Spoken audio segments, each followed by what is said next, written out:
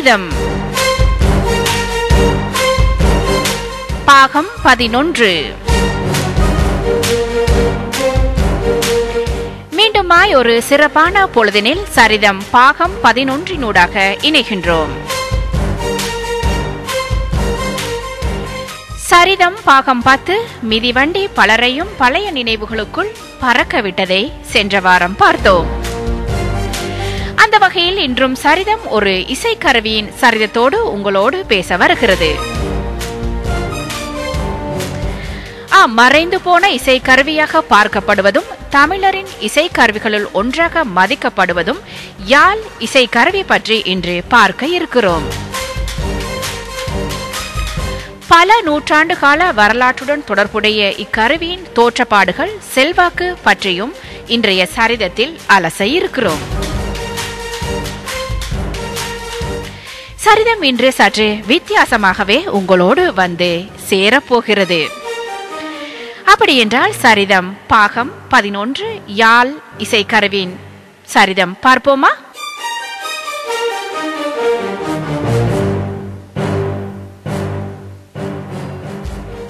பண்டை காலத்தில் இருந்த இன்னிசை கருவிகளுள் யாழ் எனும் நரம்பு கருவி மிகவும் சிறப்புடையதாகும். முற்காலத்தில் வாழ்ந்த இசை புலவர்கள் துளை கருவிகளாகிய வேங்குழல், நரம்பு கருவியாகிய யாழையும் துணை கொண்டே குரல் முதலிய ஏலிசைகளையும் குற்றமற ஆராய்ந்து பெரும் பண்புகளும் அவற்றின் வழிபிறக்கும் திறன்களும் ஆகிய நுட்பங்களை இனிமை பொருந்த வாசித்து காட்டியுள்ளார்கள். முற்காலத்தில் யாழ் கருவியை நிலைக்களம் ஆகக்கொண்டே பெரும் பண்களும் அவற்றின் நுண்தின் ஆராய்ந்து வகைப்படுத்தப்பட்ட யாழ் நரம்பின் துணை கொண்டு ஆராய்ந்து கண்ட பண்வகைகளை யாழின் பகுதி, தொல், அகம் எனவும் அப்பண்புகளின் இயல்புகளை விளக்கும் இசை நூலை நரம்பின் மறை, தொல், தூண் மரபு எனவும் குறிப்பிடுகின்றார்கள்.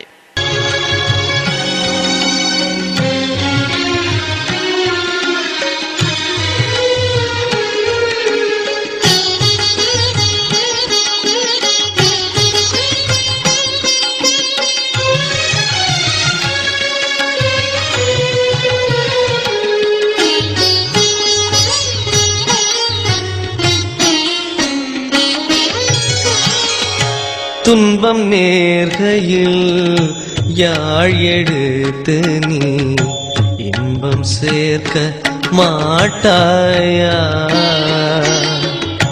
துன்பம் நேர்கையில் யாழ் எடுத்து நீ இன்பம் சேர்க்க மாட்டாயா? எமக்கின்பம் சேர்க்க மாட்டாயா? எமக்கின்பம் சேர்க்க மாட்டாயா?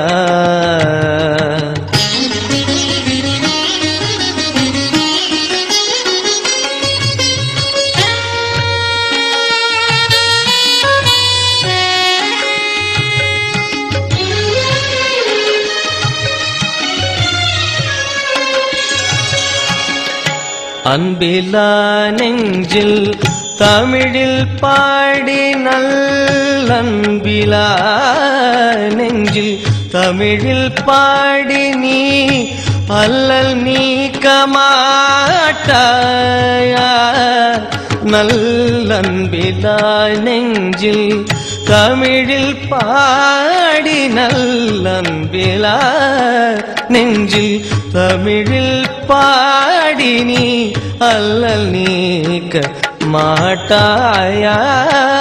கண்ணே அல்லல் நீக்க மாட்டாயா? துன்பம் நேர்கையில் யாழ் எடுத்து நீ இன்பம் சேர்க்க மாட்டாயா? எமக்கின்பம் சேர்க்க மாட்டாயா?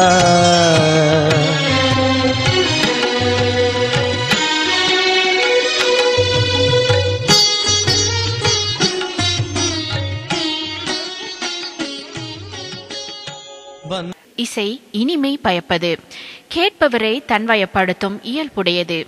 பண்டை தமிழகத்தில் வேட்டை சமூகத்திலேயே இசை தோன்றியிருந்தாலும் உற்பத்தி சமூகமே இசையின் வளர்ச்சிக்கு வழிவகுத்தது. பொதுவாக இசையை தோற்றுவிக்கும் கருவிகளை தோட்கருவி, துளைக்கருவி, நரம்பு கருவி, மிடற்று கருவி என்று வகைப்படுத்தியுள்ளனர். இவற்றில் நரம்பு கருவியாகிய யாழே தமிழர் வாசித்த முதல் இசைக்கருவி. நரம்பு கருவிகளின் வளர்ச்சிக்கு காரணமான ஆதி கருவி யாழ். இது யாழி என்ற பூர்வகால மிருகத்தின் தலையை போல் செய்யப்பட்டிருந்ததால் யாழ் என்று பெயர் பெற்றது. இக்கருவி முற்றிலுமாக மறைந்து அதன் பரிணாமமான வீணை இன்று முதன்மையிடம் வகிக்கின்றது.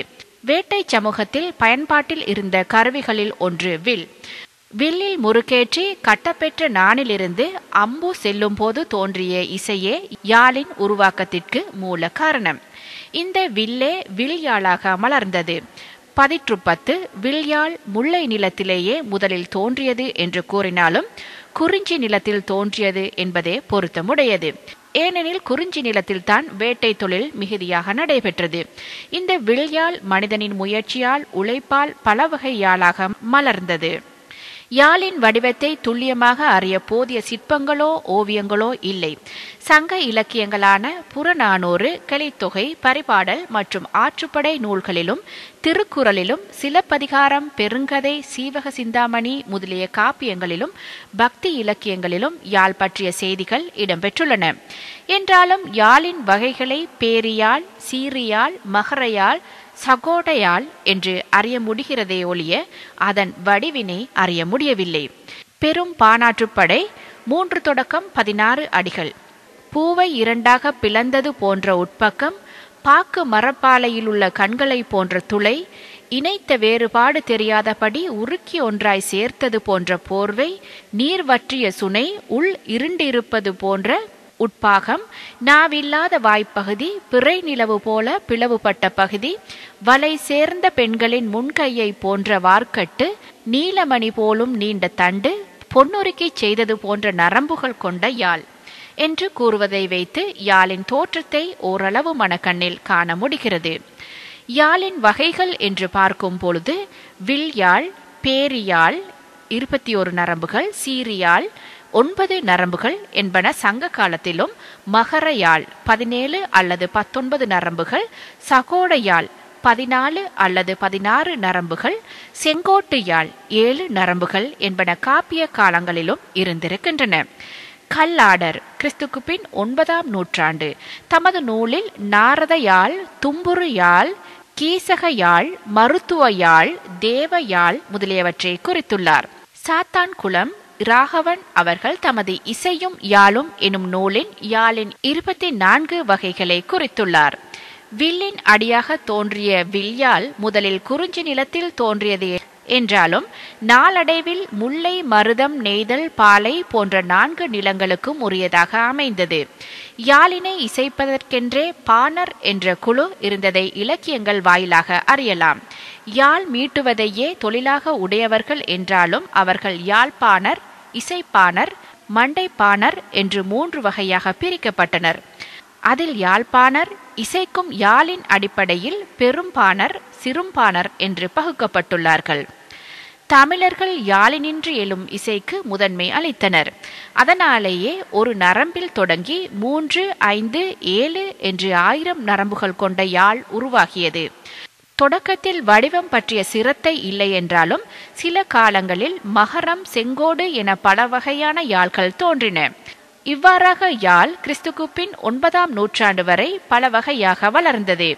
இதற்கு பிறகு வடிவில் ஓரிரு வேறுபாடுகள் கொண்டு வீணையாக பரிணாமம் கொண்டது. அந்த வீணையே இசையுலகில் இன்றளவும் முதலிடம் வகிக்கின்றது. யாழ் இசைக்கலைஞர்களான பாணர்கள் பெயரிலேயே 2 சங்க நூல்கள் தோன்றியுள்ளதில் இருந்து யாழ் மற்றும் பாணர்களின் மதிப்பை அறிய முடிகிறது. அந்நூல்கள் மன்னர்கள் பாணர்களை போற்றியும் புறந்தும் வந்துள்ளமையை காட்டுகின்றன. யாழ் பாடிக்கொண்டே இசைக்கும் கருவியாக இருந்துள்ளது. சாதாரண மக்களிடம் புழக்கத்தில் இருந்த யாழ் ஒரு காலகட்டத்தில் தெய்வத்தன்மை பெற்று வணக்கத்திற்குரியதாக மாறியது.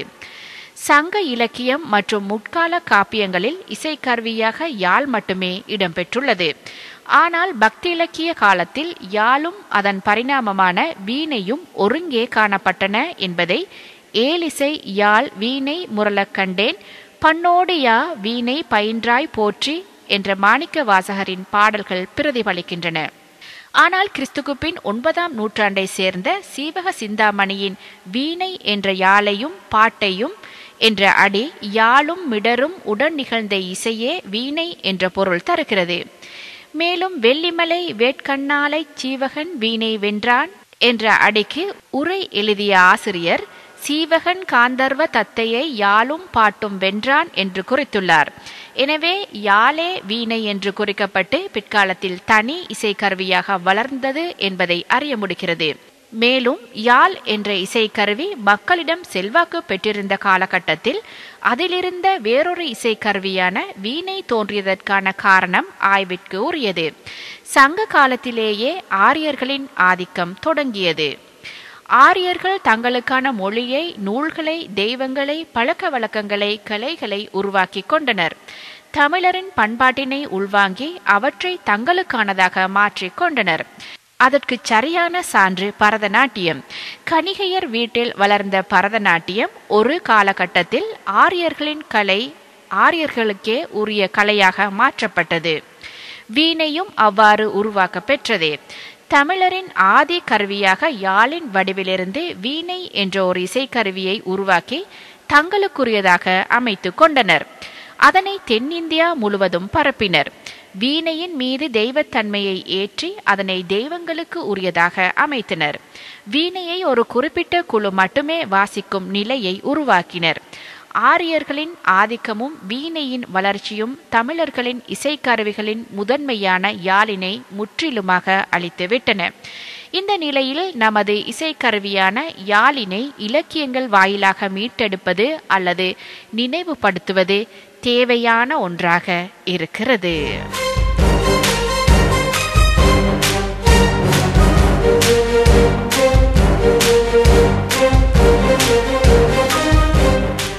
நீங்கள் இதுவரை நேரமும் கேட்டது பார்த்தது யாழ் எனும் இசைக்கருவியின் சரிதம்.